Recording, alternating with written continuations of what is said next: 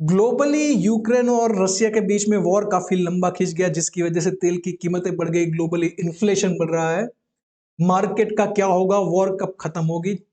दूसरा, United states of America में interest rate यानी कि ब्याज की दरें बढ़ रही है, इन्फ्लेशन बढ़ रहा है, इसका इंडियन मार्केट पे नेगेटिव इंपैक्ट आ रहा है। तो ये असर भी कब तक रहेगा?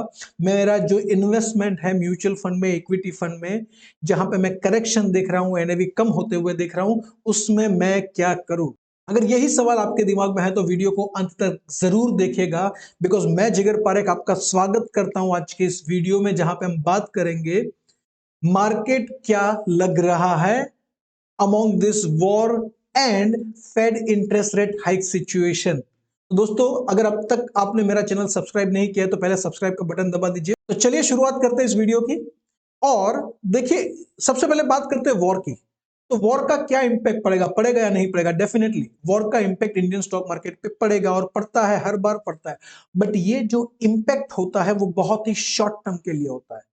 चलिए, इसको प्रूव करने के लिए मैं आपको कुछ हिस्टोरिकल डेटा हिस्ट्री में लेके चलता हूं। टाइम ट्रैवल करते हैं, पीछे जाते हैं, और पास्ट में ऐसी कितनी वॉर हुई अलग अलग तरह की, जिसका इंडियन मार्केट के ऊपर नेगेटिव इंपैक्ट हुआ, और कितना लंबा चला ये इंपैक्ट, वो देखने की कोशिश करते हैं। तो चलिए शुरुआत करते हैं। सबसे पहले तो लीबिया में बॉम्बिंग हुआ था।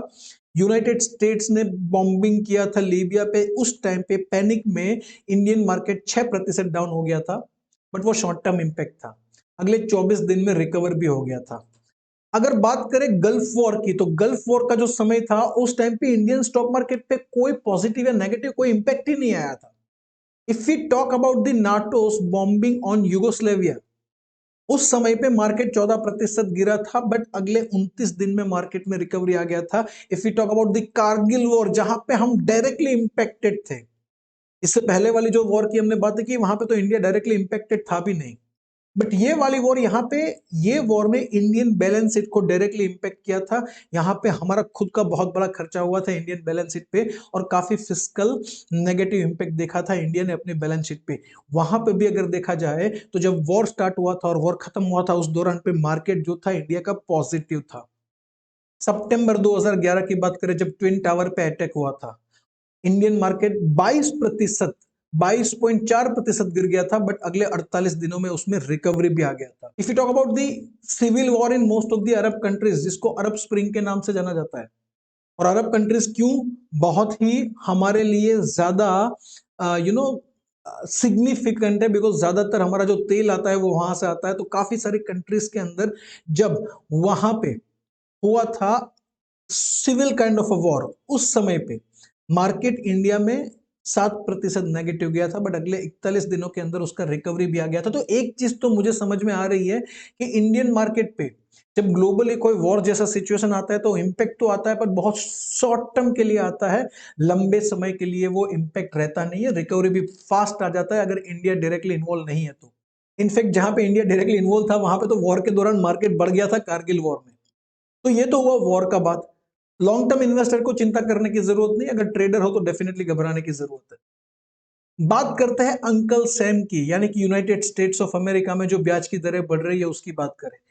रिसेंटली आप सब लोगों ने न्यूज़पेपर के अंदर हेडलाइन देखी होगी, आर्टिकल देखा होगा कि फेड ने 1994 के बाद सबसे बड़ा इंटरेस्ट रेट का हाइक किया, 75 बेसिस पॉइंट, यानी कि 0.75% इंटरेस्ट वहां पे बढ़ा।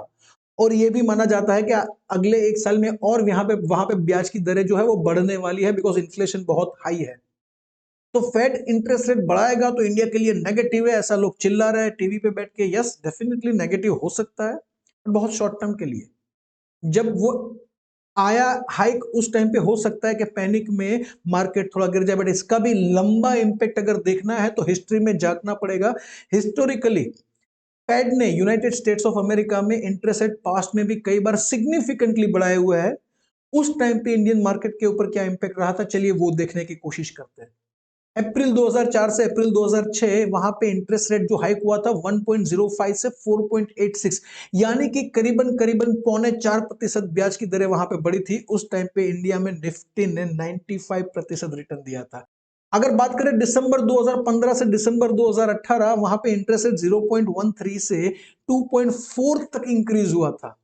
तो उस दौरान भी इंडियन मार्केट ने 35%, निफ्टी ने 35% पॉजिटिव रिटर्न दिया था। चलिए इतना डिटेल में डेटा में नहीं जाना है।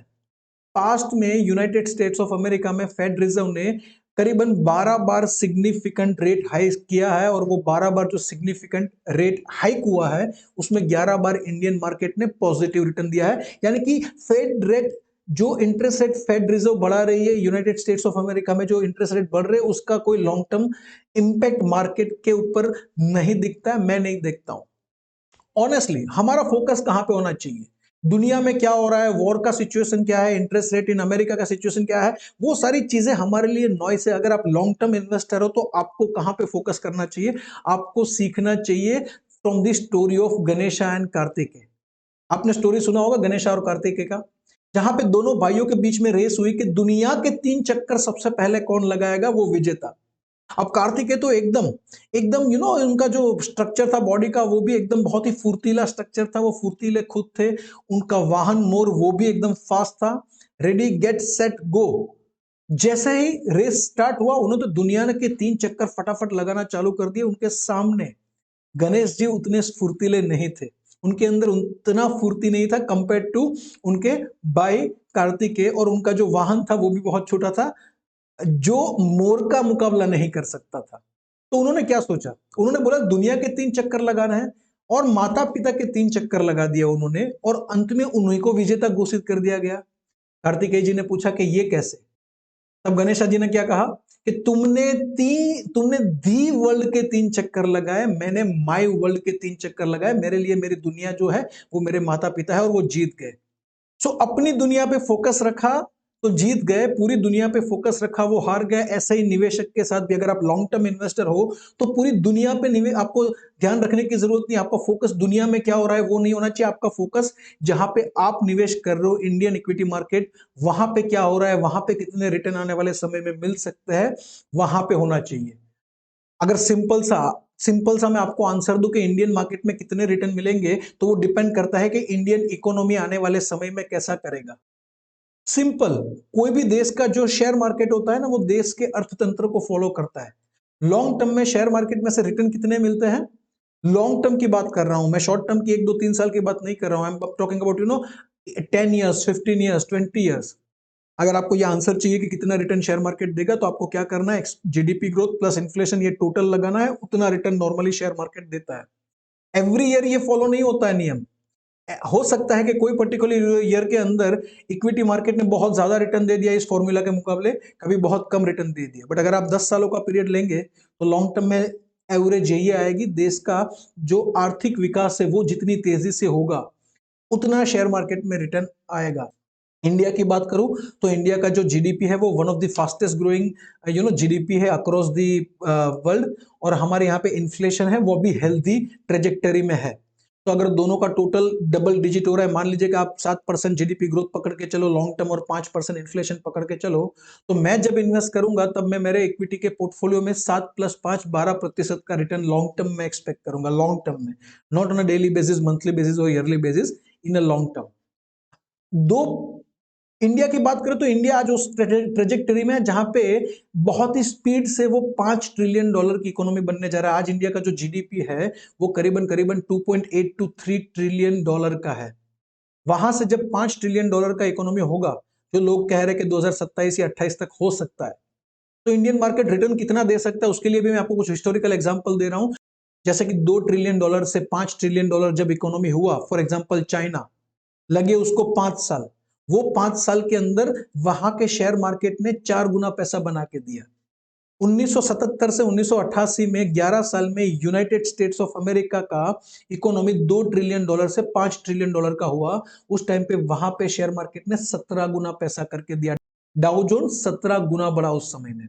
इंडिया ऑलरेडी आज 2 ट्रिलियन से 3 ट्रिलियन तक पहुंच चुका है, ऑलमोस्ट 3 ट्रिलियन पे पहुंच चुका है। वहां से 5 ट्रिलियन होगा, 2027 तक होगा या 2026 तक होगा या 28 होगा, वो क्वेश्चन है। बट होगा जरूर, बहुत ही जल्द होगा, अगले 5 6 7 साल में ये होना है।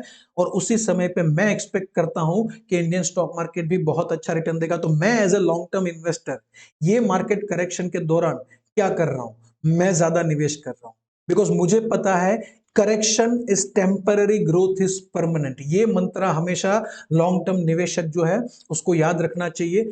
फोकस करो इंडिया पे लॉन्ग टर्म। अगर इन्वेस्टर हो तो ये चीजें जो है, जो अभी दिक्कत लग रही है, वो आने वाले समय में जब ये वक्त गुजर जाएगा तब अपॉर्चुनिटी जैसा लगेगा।